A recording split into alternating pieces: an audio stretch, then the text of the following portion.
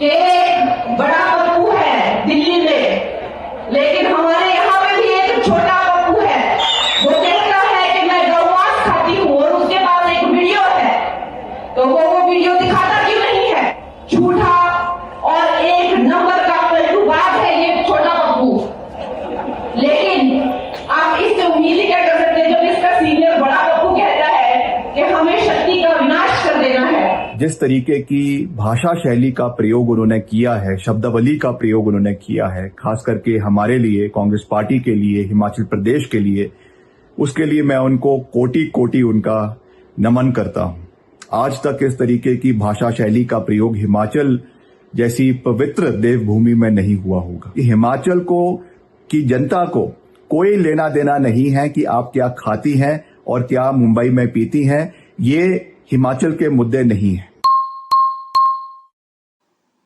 Film वक्त का वो मशहूर डायलॉग जिससे ऑन द स्क्रीन स्वर्गीय राजकुमार साहब ने बोला था। राजकुमार साहब अपनी डायलॉग डिलीवरी के लिए जाने जाते थे। जिनके अपने घर शीशे के होते हैं वो दूसरों के घरों पर पत्थर नहीं फेंका करते। भगवा ब्रिगेड इस नेक काम को बीते 12-13 सालों से पूरे ध्यान से करती रही। उसने पब्लिक के काम कम किए, विपक्ष को, कांग्रेस को, राहुल गांधी को बदनाम करने का काम ज्यादा किया। अतीत की घटनाओं को तोड़ करके, मरोड़ करके पब्लिक के सामने कुछ इस तरह से पेश करना कि मोदी सरकार के वर्तमान की जो नाकामियां हैं उन्हें भुलाया जा सके। तो ये कहानी है। नमस्कार दोस्तों, मैं हूं आपके साथ। आप देख रहे हैं मुझे अपने ही मंच अरविंद सिंह। वीडियो पसंद आने पर आप इसे लाइक करें, दोस्तों साथियों में शेयर करें, चैनल को सब्सक्राइब भी कर दें, बेल आइकन का घंटी जैसा बटन दबा दें जिससे कि आने वाले वीडियो की आपको नोटिफिकेशन मिल सके। लाला रामदेव और कंगना रनौत के बीच का विवाद, माफ करिए बाबा रामदेव, लाला मुंह से निकल जाता है, मेरे गलती है। तो बाबा रामदेव और कंगना रनौत के बीच का विवाद कहां से शुरू होता है?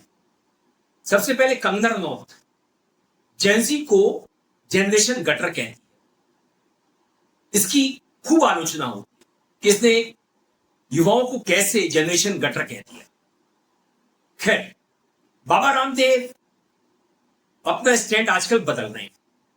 वो जेनजी की बीच में बात कर रहे थे कि शिक्षा व्यवस्था में खामियां हैं, बच्चे परेशान हैं, वगैरह वगैरह।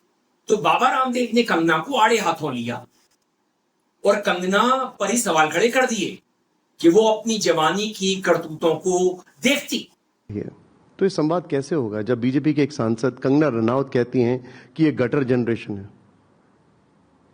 और उनका क्वालिफिकेशन क्या है? जिनका आप नाम सांसद हैं और उनका बचपन कैसा रहा है? उनकी जवानी कैसी रही है? उनके पहले के कारनामे कैसे रहे हैं? मैं ऐसे लोगों के बारे में बात नहीं करना चाहता। कंगना कहां चुप रहने वाली थी? उसने इत्तेफाक से बाबा को घेर लिया, जवाब दिया कि बाबा रामदेव, तुम्हारे उत्पाद कैसे होते हैं? गुणवत्ता की कसौटी पर खरे नहीं उतरते हैं, क्वालिटी टेस्ट में फेल होते हैं, विज्ञापन भी भ्रामक होते हैं, हम सब जानते हैं। और अदालत ने बाबा रामदेव को इसके लिए झाड़ भी पिलाई, फाइन भी लगाए। तो कंगना ने बाबा को ही घेर लिया। उसके बाद कंगना ने जो कहा कि बाबा मेरी जवानी की ओर ना देखें, मेरे बेडरूम में ना झांकें। अब सवाल यहां पर आकर के खड़ा होता है कि कंगना की जवानी की ओर कौन देखता है? कंगना के बेडरूम में बाबा झांक रहे नहीं झांक रहे हैं, ये बाबा से पूछो। कब झांक लिया कंगना के बेडरूम में? कौन से बाबा उसके बेडरूम के पास ही रहते हैं? देखो, जिन लोगों का अभी क्या बोलूं, मैं विवाद को बढ़ावा नहीं देना चाहता। स्वामी रामदेव क्या है ये देश जानता है, स्वामी रामदेव का योगदान क्या है ये देश जानता है। इसलिए मैं ओछे लोगों के बारे में कोई टिप्पणी नहीं कर। कंगना की जो अपनी पर्सनल लाइफ है और जो उसकी पॉलिटिकल लाइफ है वो कितनी अच्छी रही है। कंगना ने नेता प्रतिपक्ष राहुल गांधी पर किस किस तरह के इल्जाम लगाए कि राहुल मेरी ओर घूरते हैं, वो जब मुझे घूरते हैं तो मैं असहज हो जाती हूं। हम महिलाओं को बहुत ज़्यादा उनको देखकर जो है अनकंफर्टेबल भी फील होता है, क्योंकि एकदम जैसे टपोरी की तरह वो आते हैं और किसी को भी तू ऐसे इनकंफर्टेबल हो जाते। तो राहुल ने कब कंगना को गंदी नजरों से देखा? ऐसे ही स्मृति ईरानी जो नए आईटी सेल में आई हैं, अमित मालवीय तो जा चुके हैं, अब ये नया आईटी सेल बना है उसमें आई हैं, ये भी राहुल पर तरह तरह के इल्जाम लगाती रहती हैं। राहुल पर इन्होंने एक बार आंख मारने का इल्जाम लगाया था शायद, कि राहुल ने मुझे आंख मारी। तो सवाल यह है कि क्या इनके घर शीशे के हैं? और कंगना तो हमारी आजादी पर सवाल खड़े कर चुकी है कि हमें असली आजादी 2014 में मिली, ये आजादी हमें मोदी जी ने दिलवाई। जो हमारे महानायकों ने हमें 1947 में 15 अगस्त को आजादी दिलवाई थी, वो भीख में मिली आजादी थी। तो जो औरत हमारी आजादी पर, हमारे महानायकों के बलिदान पर सवाल खड़े करती आई है, वो कैसे दूसरों पर सवाल खड़े कर सकती है? जेनजी को जनरेशन गटर बतला सकती है। अब बाबा ने आज जो कहा है उसे सुनिए। जो लोग इस वंदे मातरम में देवी देवता मठ मंदिर इसको देख रहे हैं, मुझे लगता है वो संस्कृत से और संस्कृति से अनभिज्ञ हैं। उनको थोड़ी संस्कृत पढ़ लेनी चाहिए और थोड़ा उनको बोध होना चाहिए कि हमने भारत माता को सारी उपमाएं देगी। हम मेरा मठ, मेरा मंदिर, मेरी पूजा, मेरा कर्तव्य, मेरा मंतव्य, मेरा गंतव्य, मेरा धर्म, मेरा सर्वस्व मेरी भारत माता है। ये वंदे मातरम का अर्थ है। नेशन वन इलेक्शन को आशीर्वाद दिया है सब संतों ने, क्योंकि हम संतों के लिए देश से बड़ा कुछ भी नहीं है।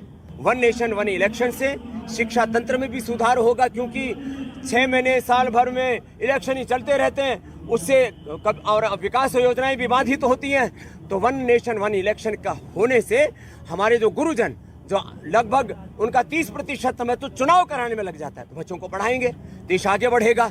और कुछ राजनेताओं को ऐसा लगता है कि स्टेट पार्टियां उनका कहीं मोक्ष ना हो जाए। इस देश का वोटर को आप उसको बेवकूफ मत समझिए। देश का वोटर बहुत समझदार है। स्टेट में किसको चुनना है, केंद्र में किसको चुनना है, और किसको कौन सी ऐसी पार्टी है जिसको स्टेट और जो है नेशन दोनों में एक साथ चुनना है, उसका निर्णय उसको करने दीजिए।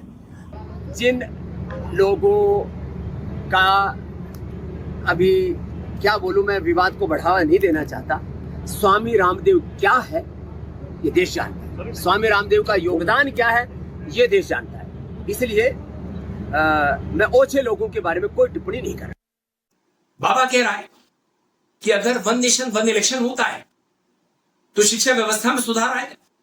देश का बहुत सारा समय चुनावों में चला जाता है, तो बाबा तो बयानों पर पलटता रहता है, उसकी आदत है। अब कंगना को लेकर के हिमाचल प्रदेश के एक मंत्री हैं, पीडब्ल्यूडी मंत्री विक्रमादित्य सिंह, प्रतिभा सिंह जी के बेटे हैं। प्रतिभा जी ने कंगना को लेकर के हाल में बयान दिया था और सही बयान दिया था, आप उसे सुन लीजिए।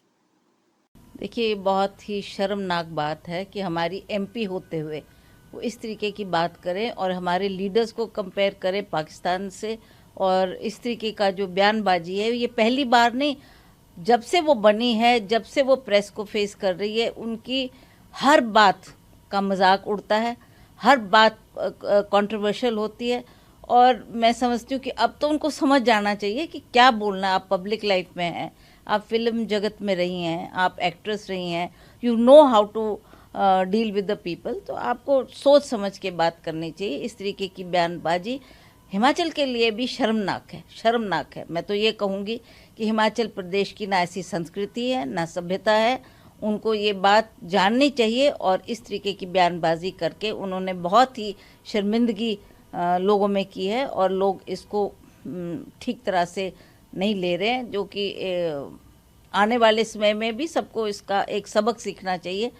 और वैसे तो बीजेपी के लोग, चाहे इनके लीडर्स हैं, चाहे कोई इशू उठाकर उस पर अड़शट बोलते हैं, जो कि हमारा कांग्रेस का कल्चर नहीं है। हम ऐसी बात ना करते ना सुनते। पर जब से तो जहां तक प्रतिभा जी का सवाल है, उन्होंने कंगना को आईना सही दिखाया, मगर विक्रमादित्य सिंह थोड़े इमोशनल हो गए, और वो हो जाते हैं। उनका ऐसा लगता है कि वो एक स्टैंड पर नहीं रहते, वो थोड़े प्रो हिंदू दिखने की कोशिश करते हैं। मैं एक बात हिंदुत्व को लेकर के कहता हूं कि हमें अपने धर्म का दिखावा नहीं करना चाहिए। मैं इसके खिलाफ हूं। धर्म एकदम व्यक्तिगत चीज है। मैं मंदिर जाता हूं, मैं बड़ों का आदर करता हूं, तो मैं कोई फोटो नहीं खींचता। एक भी मेरी फोटो अपनी मां के साथ नहीं है, पैर छूते हुए वीडियो नहीं है, मगर प्रधानमंत्री जी की है, क्योंकि वो लोगों को इससे भावुक करते रहे हैं। तो विक्रमादित्य सिंह ने जब कहा कंगना को लेकर के कि बाबा रामदेव ने कंगना पर व्यक्तिगत सवाल जो खड़े किए, जवानी की करतूतों के बारे में कहा, वो गलत था। तो मैं एक बात विक्रमादित्य को कहना चाहता हूं कि कंगना रनौत आपको पप्पू कह चुकी है, हिमाचल का पप्पू। राहुल को तो वो पप्पू कहती रही है, पूरी भगवा ब्रिगेड कहती रहती है आज भी। ऐसी कंगना के लिए आप इतने इमोशनल क्यों हो रहे हो? कंगना की जो हिस्ट्री है, जो उसका अतीत है, वो कैसा रहा है? क्या उसने दूसरों का चरित्र दंड नहीं किया? क्या वो गरिमा और मर्यादा का ध्यान रखती आई? उसकी पार्टी रखती आई? पूरी भगवा ब्रिगेड रखती आई? कतई नहीं। तब आप इमोशनल क्यों हो रहे? सांसद कंगना रनौत से बाबा रामदेव माफी मांगे। ये कोई और नहीं बल्कि कंगना की विचारधारा के धुर विरोधी मंत्री विक्रमादित्य सिंह ने कहा है। हिमाचल की सियासत में ये बयान थोड़ा चौंकाने वाला है। आप कांग्रेस पार्टी से आते हो, कांग्रेस पार्टी की विचारधारा को मानते हो, लेकिन बीच बीच में आप उस पर से हटते देखते हो, उससे भटकते देखते हो। इसकी जरूरत क्यों है? आप गांधी को मानते हैं, आप नेहरू को मानते हैं, आप महानायकों को मानते हैं, क्या आप सावरकर को मानते हो? आप अयोध्या जाते हो तो फोटो खिंचवाते हो, वीडियो बनवाते हो। इसकी जरूरत नहीं है। दुनिया वीरभद्र सिंह जी को जानती है, उनकी लीगेसी को समझती है, किस तरह की राजनीति वो करती थी। और प्रतिभा जी भी बहुत गंभीरता से पेश आती, हमेशा वो बात करेंगी तो गंभीरता से कोई टिप्पणी करेंगी। विक्रमादित्य इमोशनल हो जाते, तो राजनीति में इतना इमोशनल नहीं होना चाहिए। हाँ, पीड़ित के साथ आप इमोशनल हो, लेकिन कंगना रनौत की जो हिस्ट्री है, जो उसका अतीत है, जो उसका चरित्र है, और जिस तरह से वो दूसरों के शीशों के घरों पर पत्थर फेंकती आई है, वहां पर आपको बचना चाहिए। इस तरह के इमोशंस दिखाने से कुछ नहीं होगा, कोई फायदा नहीं होता राजनीति में इसका। और रही बात पर्सनल लाइफ की, वहां पर आप इमोशनल हो सकते हैं, किसी के साथ भी हो सकते हैं, वो कोई पॉलिटिक्स नहीं है। तो आपको इस तरह की चीजों से, इस तरह के इमोशंस एक्सप्रेस करने से बचना चाहिए।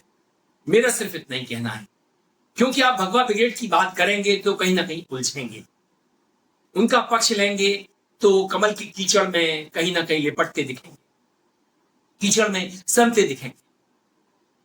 मैं था आपके साथ अरविंद, आप देख रहे थे मुझे अपने ही मंच अरविंद दिल से। नमस्कार।